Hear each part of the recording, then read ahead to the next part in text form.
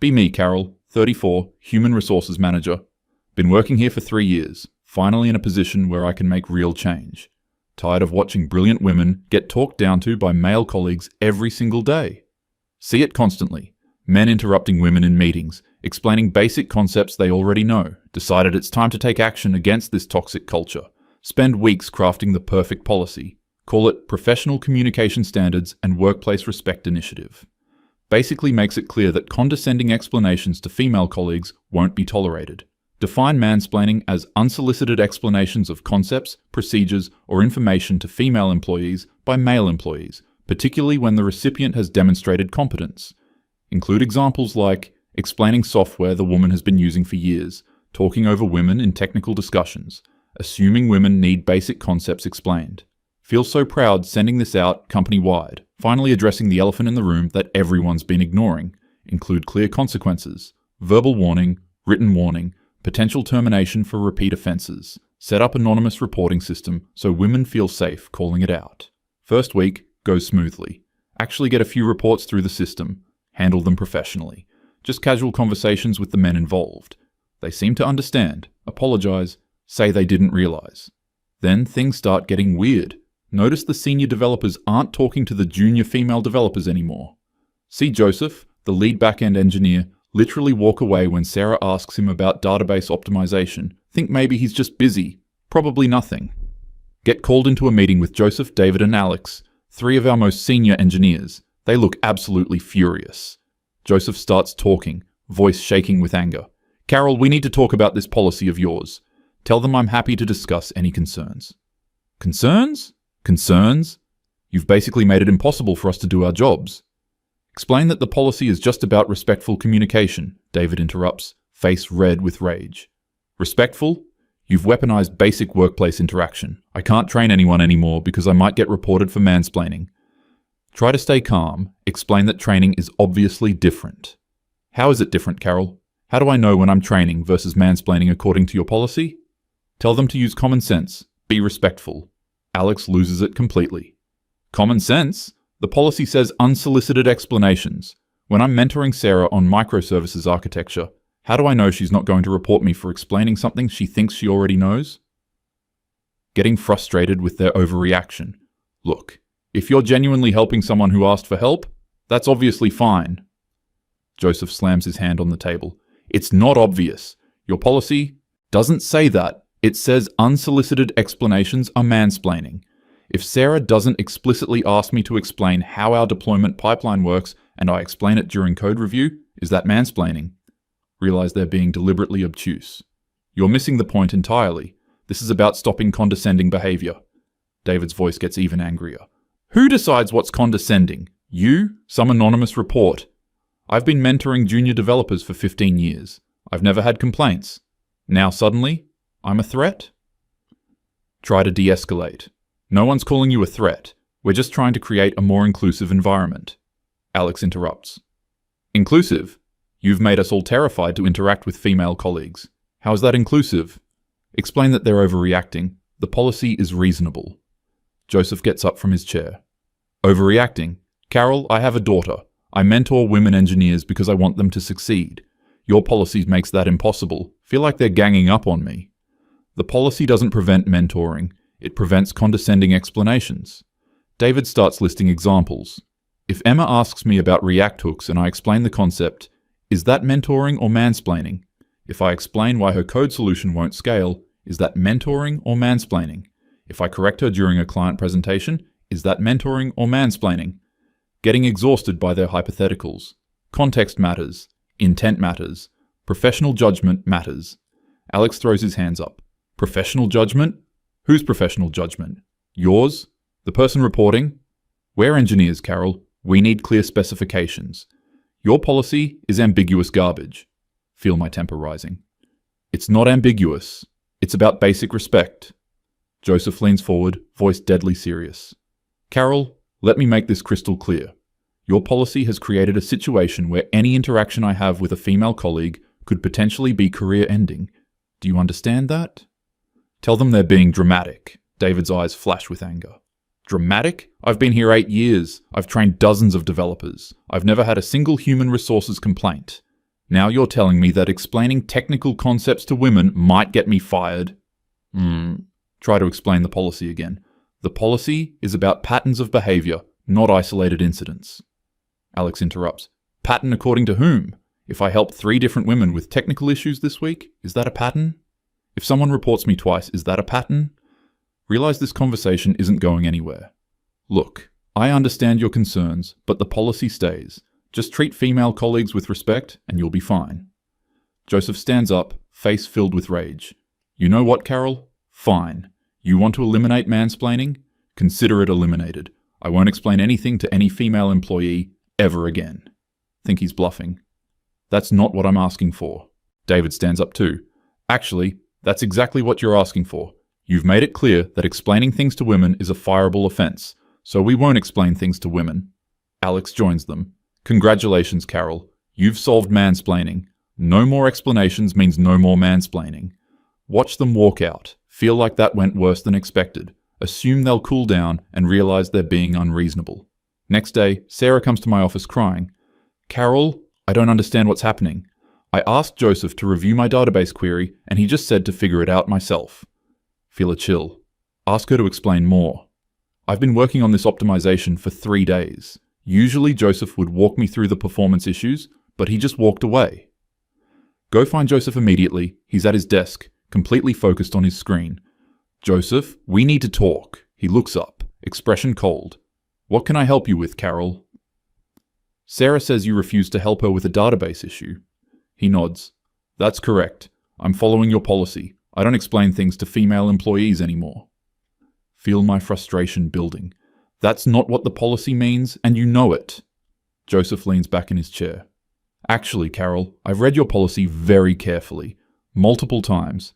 It says unsolicited explanations to female employees are mansplaining. Sarah didn't explicitly ask me to explain database optimization. She asked me to review her query. I reviewed it. I didn't explain anything. Can't believe his pettiness. She obviously needed help understanding the performance issues. Did she say that explicitly? Did she say, Joseph, please explain database optimization to me? Because if she didn't, then any explanation I give would be unsolicited according to your policy. Try a different approach. Joseph, this is affecting her ability to do her job. He shrugs. That's unfortunate, but I'm not risking my career because your policy is poorly written. The policy isn't meant to prevent legitimate mentoring. Then rewrite it to be clear about that. Until then, I'm not explaining anything technical to any woman in this company. Realize he's serious. Go back to my office, immediately start getting more complaints. Emma can't get help with the React component she's struggling with. Lisa's deployment is failing and no one will walk her through the DevOps process. Rachel is stuck on an API integration that should take an hour with proper guidance. Call another meeting with the senior engineers. This time include Tom, Kevin, and Paul. Other senior team members. They all file in looking grim. Okay, this has gone far enough. Women on your teams need help and you're refusing to provide it. Tom speaks first, voice controlled but angry. Carol, we're not refusing anything. We're following your policy to the letter. My policy doesn't prevent helping colleagues. Kevin interrupts. Your policy says unsolicited explanations to female employees are mansplaining. How do we know when our help is solicited versus unsolicited? Getting tired of this same argument. Use common sense. If someone is struggling and needs help, help them. Paul leans forward. Carol, here's the problem. Yesterday, I saw Lisa struggling with a deployment. I could see she was doing it wrong. If I explain what she's doing wrong without her explicitly asking, is that mansplaining? Feel like I'm talking to children. Context matters. She clearly needed help. Says who? You, Lisa? What if Lisa thinks she's doing it right and my explanation is condescending? What if she reports me for explaining something she thinks she already knows? Joseph chimes in. Carol, you've created a system where any woman can report any technical explanation as mansplaining. There's no appeal process, no objective standard, just your judgment about whether it was respectful or condescending. Try to defend the reporting system. The anonymous reporting protects women from retaliation. David's voice rises. It also protects false accusations from accountability. If Sarah reports me for explaining API design, how do I defend myself? How do I prove my explanation wasn't condescending? Feel cornered. False reports would be obvious. Alex stands up, clearly angry. Obvious to whom? You? You're not a developer, Carol. You don't understand the technical concepts we're explaining. How would you know if my explanation to Emma about React state management was appropriate or condescending? Getting defensive. I don't need to be a developer to recognize disrespectful behavior. Tom's face flushes red. So you're going to judge technical mentoring conversations about subjects you don't understand. You're going to decide whether my explanation of machine learning algorithms to Rachel was appropriate. Realize they have a point, but can't back down. The policy isn't about technical accuracy. It's about respectful communication. Kevin explodes. Respectful according to whom? The person receiving the explanation? Great. So if I explain microservices to Lisa and she feels it was condescending, I get written up, even if she asked for help, even if my explanation was accurate and professional? Try to stay calm. Extreme cases would be handled with nuance. Paul laughs bitterly. Nuance? Your policy doesn't mention nuance. It says unsolicited explanations are mansplaining. It says reports will be investigated and disciplinary action will be taken. Where's the nuance? Joseph stands up again. Carol, let me break this down for you. Your policy has 3 major problems. First, it doesn't define what constitutes solicited help clearly. Second, it makes any woman the sole judge of whether an explanation was appropriate. Third, it threatens our careers with no clear guidelines for what's acceptable, getting frustrated with their complaints. The guidelines are common sense and respect. David slams his hand on the table. Common sense isn't a policy. I need to know exactly what behavior will get me fired. Your policy says explaining things to women might get me fired. So I'm not explaining things to women. Problem solved. Feel like they're all being deliberately difficult. You're hurting your female colleagues to make a point. Alex turns red with anger. We're hurting them? Carol, you created this situation. You wrote a policy that makes it dangerous for us to train women. You made helping female colleagues a career risk. This is your fault. Try to take control of the meeting. The policy stays. Find a way to work within it. Tom's voice gets quiet and threatening. Fine. We have found a way to work within it. We don't explain anything to women anymore. We answer direct questions with yes or no. We don't elaborate. We don't provide context. We don't mentor. Problem solved. Realize they're completely serious. That's not sustainable. Projects will fail. Kevin nods. Probably, but our careers will be safe. And when upper management asks why projects are failing, we'll explain that human resources policy prevents us from training female team members effectively. Feel panic starting to set in. You can still provide guidance, just be respectful about it. Paul shakes his head. Carol, respectful is subjective. What I think is respectful, Emma might think is condescending. What Joseph thinks is helpful, Sarah might think is mansplaining. We're not taking that risk. Meeting ends with them walking out. Spend the rest of the week getting constant complaints. Women can't get code reviews with meaningful feedback. Technical discussions in meetings become completely one-sided. Junior female developers start falling behind on projects. Get called into meeting with my boss, VP of Human Resources, named Catherine. She looks concerned. Carol, I'm getting complaints about productivity issues in the engineering department. Explain that there are some growing pains with the new policy. Growing pains? I have 3 female engineers asking to transfer departments because they can't get proper training. Try to downplay the situation. The senior engineers are having some adjustment issues. They'll adapt. Catherine frowns. Adjustment issues? Carol, I just talked to Sarah. She says Joseph won't explain anything technical to her anymore. She's been stuck on the same problem for a week. Feel defensive. Joseph is being deliberately obstructive to undermine the policy. Or maybe your policy is poorly designed. Walk me through exactly how it's supposed to work. Explain the mansplaining prevention framework. Catherine stops me halfway through. Carol, this policy is way too broad. Of course the engineers are scared to explain things to women. Can't believe she's taking their side. It's about preventing condescending behavior. By threatening to fire men for explaining work tasks, Carol, mentoring junior employees is part of senior employees' job descriptions. Your policy makes that impossible. Try to salvage the policy. We could add some clarifying language. Catherine shakes her head. We could scrap it entirely. I'm getting pressure from the engineering director. Apparently, several major projects are behind schedule because junior developers aren't getting proper guidance. Feel everything slipping away. The policy is necessary. Women have been dealing with mansplaining for years. And now they're dealing with no technical guidance at all. How's that better? Next week gets even worse. Client presentation goes horribly because Emma's React component fails during demo. Normally David would have caught the issue during code review. Now, He just approves everything without detailed feedback. Client is furious, threatens to cancel contract. Get called into emergency meeting with engineering director Robert and Catherine. Robert looks absolutely livid. Carol, we need to talk about your mansplaining policy. Already know this isn't going to go well. I'm happy to discuss any concerns. Robert's voice is controlled but seething. Concerns? We just lost a major client because of your policy. Try to deflect blame. The client issue was due to a technical failure. A technical failure that could have been prevented if Emma had received proper code review, but David was afraid to explain the problems with her implementation because of your policy. Catherine nods grimly. Carol, the senior engineers have completely stopped providing meaningful feedback to female developers. They're scared of being reported for mansplaining. Feel cornered. They're overreacting to avoid having difficult conversations about their behavior. Robert's composure cracks. Overreacting? Overreacting? Carol, my entire department is falling apart because half my team can't get proper training. Sarah's database optimization project is 3 weeks behind. Lisa's deployment pipeline is broken. Rachel's API integration is a disaster.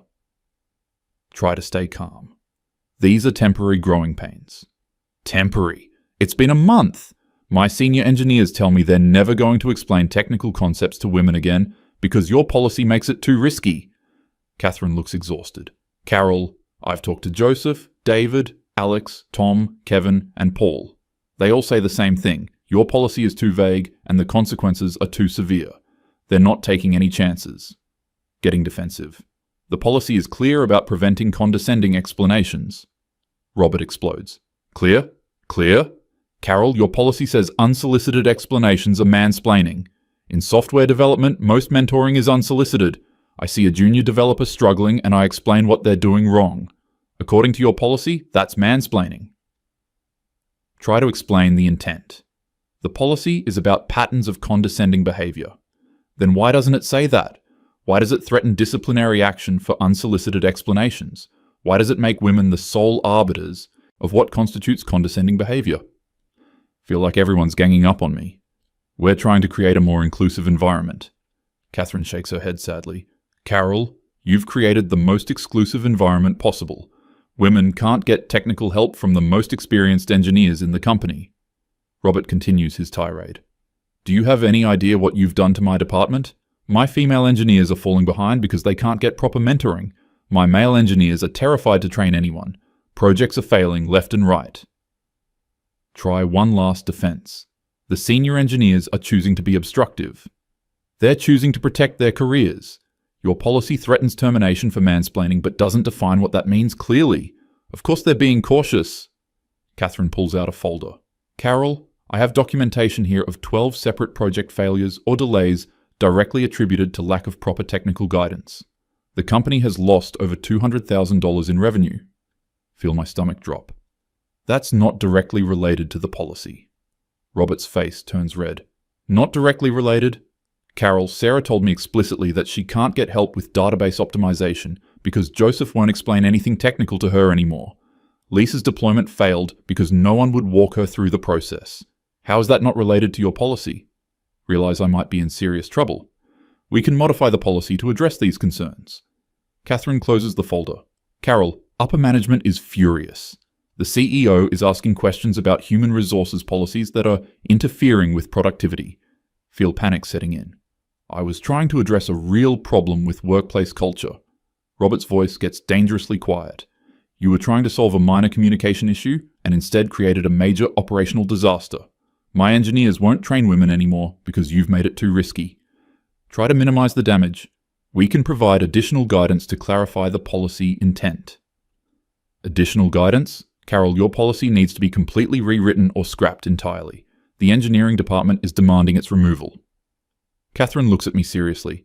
Carol, I need you to understand the gravity of this situation.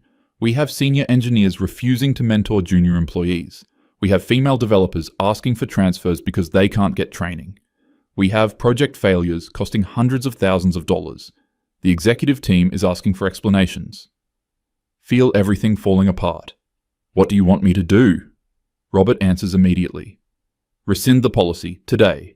Send out company-wide communication that the anti-mansplaining policy has been withdrawn. Can't give up everything I've worked for. That would send the wrong message about workplace respect. Carol, the current message is that human resources creates policies that make it impossible for employees to do their jobs effectively. That's worse. Catherine nods. I'm getting complaints from multiple departments now. Word has spread about the policy. Men in sales won't explain products to female colleagues. Men in marketing won't provide feedback on campaigns created by women. It's spreading throughout the company. Realize the scope of the disaster. That wasn't the intent. Robert stands up. Intent doesn't matter. Results matter. Your policy has created a toxic work environment where half the company is afraid to communicate with the other half. Try one final appeal. We could revise the language to be more specific. Catherine shakes her head. Carol, the damage is done. The senior engineers have completely lost trust in human resources. They've told me explicitly that they'll never risk explaining anything to women again, regardless of policy changes. Feel defeated. So what happens now? Robert's expression is stone cold. Now you face the consequences of creating a policy that damages productivity and employee relationships. The executive team is meeting tomorrow to discuss this situation. Spend sleepless night knowing I'm probably getting fired. Next day, get called into conference room. CEO William, CFO Margaret, and Catherine are waiting. William looks furious. Carol, explain to me how your human resources policy has resulted in a $200,000 revenue loss. Try to explain the policy goals. I was addressing patterns of condescending communication toward female employees. Margaret interrupts. By making it impossible for male employees to train female employees, Carol, our productivity metrics show a 30% decrease in female developer output since your policy implementation. Feel cornered. The senior engineers are deliberately sabotaging the policy. William's voice gets loud. They're protecting their careers. Your policy threatens termination for explaining work tasks to women. Of course they're being cautious, Catherine adds grimly. Carol, I've now had 7 different department heads complain about productivity issues related to your policy. It's not just engineering anymore. Margaret pulls out financial reports. The client we lost yesterday was worth $400,000 annually. Emma's React component failed during the presentation because David was afraid to provide proper code review feedback. Feel sick. That's one isolated incident. William explodes. Isolated? Isolated? Carol, we have 3 major projects behind schedule, 2 client relationships damaged, and 12 female employees asking for transfers because they can't get proper training. Try to defend my work. I was trying to create a more inclusive workplace. You've created the least inclusive workplace possible. Women can't get technical help from experienced colleagues. How is that inclusive? Catherine looks at me sadly. Carol, the executive team has made a decision about your employment status. Know what's coming. I understand there have been some implementation challenges. William cuts me off. Implementation challenges. Your policy has been a complete disaster from day one. The engineering department is demanding your removal. Margaret nods. The financial impact alone justifies immediate termination. But the damage to employee relationships and workplace culture is even worse. Feel tears starting. I was trying to protect women from condescending behavior. And instead, you've isolated them from all technical guidance and mentoring. You've made their jobs impossible to do effectively. William's voice is final. Carol, your employment with this company is terminated effective immediately. Security will escort you out.